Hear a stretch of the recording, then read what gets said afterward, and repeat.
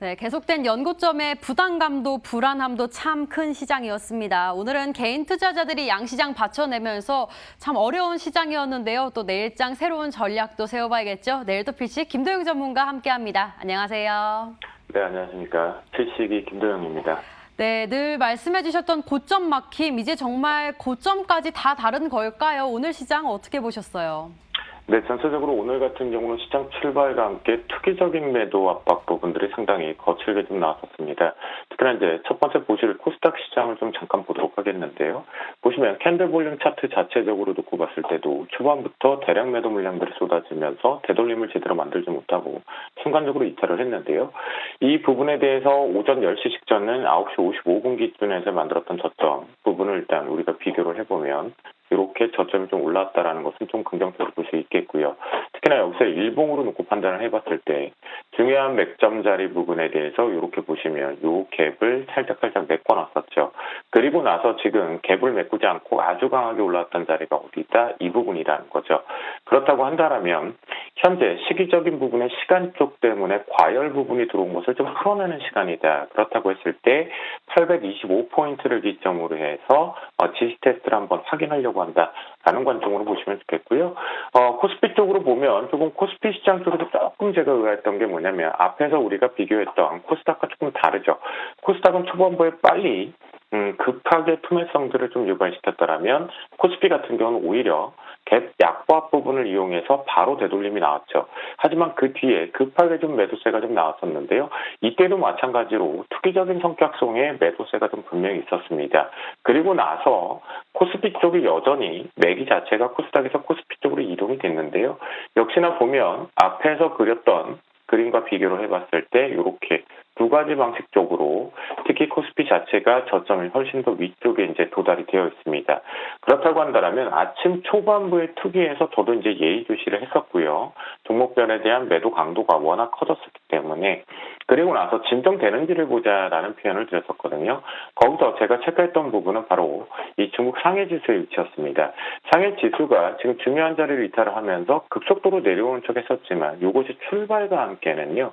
크게 매도를 확산하지 않았습니다. 그러니까 어제 우리나라 장에서의 특징 중에 하나가 막판의 하락뷰가 이 상해하고 연동이 걸렸다라는 것이 피식의 이제 전략이었는데요. 그런 관점이기 때문에 좀 기다렸었고요. 기다리면서 아래 꼬리들이 종목들이 좀 들어왔다라고 보시면 좋겠는데요. 여기서 아무래도 이제 삼성바이오로직스가 시장을 상당히 강하게 버티고 있구나라는 부분을 한 번쯤은 체크를 해보셨고요. 그 속에서 특징이 좀 있었죠. 건설주 쪽 표현을 좀 강하게 좀 드리지는 못했던 부분 같은데요. 제 기억에. 삼성물산이 또다시 한번 뽑아 올렸습니다. 지금 보시면 최근 이번 주만 보면 시장의 지수를 일단은 계속해서 추적을 하지만 보여야 그러니까 지금은 이제 예측하지 말고 대응하자라는 부분이라고 한다면 316.80포인트가 뚫었기 때문에 이제 거의 이제 기술적으로는 좀 꽉 찬 부분인데요. 하지만 그 속에서 이렇게 종목군들이 툭툭 어제는 LG생활건강이었다면 오늘은 삼성물산입니다. 정부 정책 부분도 있을 거고요. 또한 지금 이번 자연재해발 수혜가 좀 발생이 되는데요. 이런 부분에서 아직까지도 종목 힘이 살아있다라는 것을 체크해 볼 수가 있었고요. 또 두 번째 쪽으로 오늘 확산되는 게 하나 있었죠. 해외발 부분의 표현이긴 하지만 먼저 쉬었고 그러면서 호텔신라가 뽑아 올렸습니다. 그런데 이 호텔신라에서 힌트를 하나 좀 더 얻고 싶은 것 중에 하나가 뭐냐면 이렇게 판단을 해보겠습니다. 녹색등에 대해서 우리가 녹색 박스를 기점으로 했을 때 갭 매물대가 하나가 있죠. 그 부분을 소화를 못하고 있기 때문에 실제적으로 이 부분이 올라간다 해도 우리가 매도 포인트를 어디서 잡아야 되는지가 좀 잡혀있다라는 관점 체크해 볼 수가 있습니다. 그리고요. 시장의 심리가 투기적으로 아침 초반에 왜 이렇게 급하게 나오지? 무슨 일이 생겼나? 라는 부분을 연속적으로 부담스럽게 만드는 것이 바로 오늘 하나투어의 특징을 보고 확인을 해볼 수가 있습니다. 자, 급하게 올라갔죠? 급하게 올라간 것까지는 좋았습니다. 그런데 급속도로 내려왔죠. 이게 폐기물에서도 이런 특징들이 이번 주와 지난주 후반부에 발생이 됐었는데요. 결국은 이제 기다렸던 물량들, 결국은 관광객이 늘 것이고 결국 코로나는 어느 순간 종식이 될 거다. 나는 바닥에서 좀 모아가겠다라는 물량들이 계속해서 홀딩했던 것들이 오늘 좀 터진 물량들이 있다. 라는 관점으로 보시면 좋겠고요. 최근에 특징적으로 보면 여기에서 최종 수급에 보면 알겠지만 더더욱더 기관 쪽에 들고 있었던 물량들이 오버슈팅이 나왔을 때 특히 주도업종이 아닌 것들은 매도를 해서 주도업종 쪽으로 대형주 쪽으로 좀 더 쏠려가고 있다라는 부분 볼 수가 있겠습니다. 그래서 오늘 결론을 내보면 시장의 투기를 잘 이겨내셨고 투매는 동참하지 않는다라는 표현을 계속 반복드리죠. 왜냐 장중이라도 순간적으로 급락이 나올 것 같지만 잠시라도 진정되는 포인트들이 있습니다. 그것이 오늘 포인트가 좀 발생이 됐고요. 더더욱더 중요한 건 선물시장 쪽으로 간략하게 말씀 좀 드리면 오늘 저가인 317.35포인트 아주 중요한 자리에 대한 지지력이 나왔다라는 부분 확인해 보신다면 아직까지는 종목 상승은 유지되고 있다라고 볼 수가 있겠습니다. 네, 오늘도 다행히 아직까지는 종목 장세는 유지하고 있다 이야기를 해주셨는데요. 일단 주셨던 종목들도 한번 리뷰를 해볼게요. 그나저나 시청자의 마음을 정말 잘 알고 계신 것 같아요. 유튜브 채팅창에 EM텍 AS 좀 해주세요 댓글이 달렸는데 마침 오늘 준비를 해주셨더라고요. EM텍 9% 넘게 최고가 기준으로 수익이 나고 있고 또 롯데쇼핑도 6% 가깝게 한세실업도 4%대 수익이 나고 있는데 이거 세 가지 AS도 좀 해주시고 이제 내일장 전략도 좀 세워주세요. 네, 전체적으로 이제 EM텍을 리뷰를 해본 것은 다시 한번 말씀 좀 드리지만 저도 수익률 자랑만 하고 싶습니다. 그런데 트레이딩 기준점이 상당히 중요하기 때문에 가지고 나왔는데요. 뭐냐면 고점 플레이를 한다고 하겠습니다. 이 기준점에서 오늘 아래 꼬리를 다는 거기 때문에 이 EM텍을 비롯해서 바로 휴대폰 부품단 쪽은 먼저 과매도 부분을 한번 물량을 좀 초과를 해야 되는 관점인데요. 하지만 EM텍 같은 경우는 뉴스플레이 이후에 고가 플레이를 하고 나서 그리고 나서 아래 꼬리 부분이 발생이 됐죠. 그러면 여러분들 보세요. 하나, 둘, 요걸 두 개로 잡자고요. 돌파가 나왔고 다시 네 번째 지지를 하고 있습니다. 그러면 이제부터 중요한 건 보유자의 입장이라고 만약에 채팅창의 입장이라고 한다면 여기 14,300원이 기준입니다. 이탈할 경우에는 일단은 후퇴하고 나오시는 게 좋겠다. 왜냐? 지금 코스닥 같은 경우는 특이적인 매도성이 좀더 안 칼지게 좀 나오고 있죠. 그런데 나는 이 부분보다는 좀 러프하게, 그러니까 부품단에 대해서 나는 멀리 보겠다. 왜?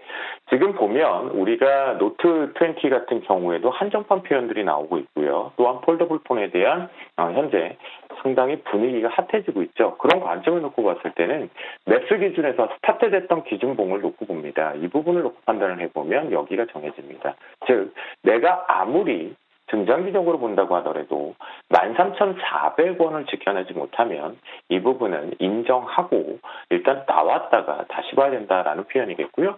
또한 보시면 웅덩이가 위쪽에서 바가지가 나와야 되는 시점에서 오히려 오버슈팅을 못 내보내고 먼저 꺾이죠. 그러면 잠시 쉬었다 가겠다라는 겁니다. 그렇기 때문에 오늘 아래 꼬리는 기회였다. 그렇다고 한다면 정리하고 가자라는 표현 꼭 좀 드리도록 하겠고요. 아무리 쓴다 해도 14,300원까지만 봅니다.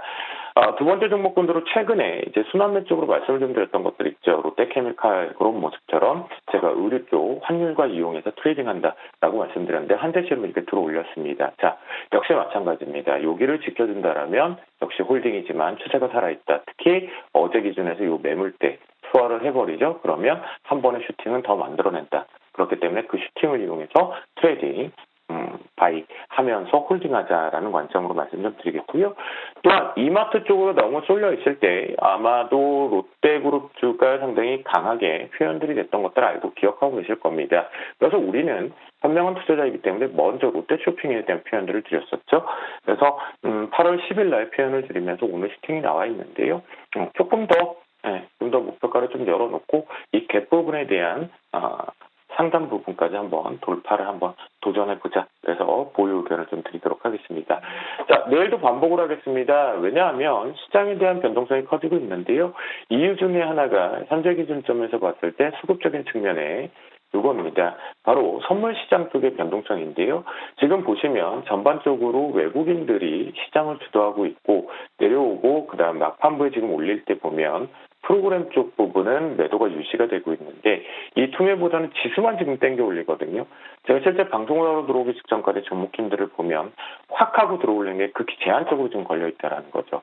그러니까 지수 플레이 쪽을 워낙 많이 하고 있기 때문에 이것이 종목에 잠시 따라가는 형태밖에는 안 됩니다. 그래서 외국인들 이 선물시장 수급 방향대로 오늘 보시면 중간 부분에 오전장에서 투매를 만들어낼 때가 바로 외국인들이 매도 전환으로 되었다라는 거 확인해 볼 수 있으니까요. 내일도 외국인들 선물 수급을 따라가겠고요.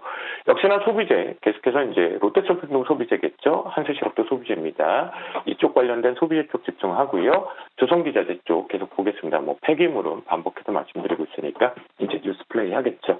그런 관점에서 놓고 보면 정부 정책적과 함께 조금 타이밍상 좀 뒤늦게 요 꼬리대 원고 드릴 때는 꼬리하고 어제 기준에 이제 발굴이 됐던 뒤늦게 드리는데요. KCC 트레이딩 관점에 좀 잘 보자라고 말씀 좀 드리겠고요. 두 번째도 뭐 힘들 때 시장의 종목이 안 보일 때 뭐 한다.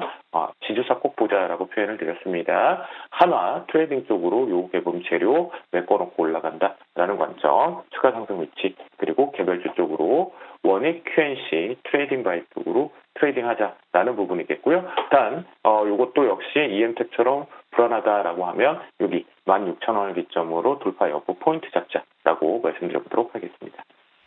네, 외국인 선물 수급 따라가자는 의견 이번 주 계속해서 전략 제시해주고 계신데 그거 지켜보는 걸로 하고요. 내일장 전략까지 탄탄하게 세워주셨습니다. 여기서 인사드릴게요. MTNW 김도영 전문가와 함께했습니다. 고맙습니다. 감사합니다.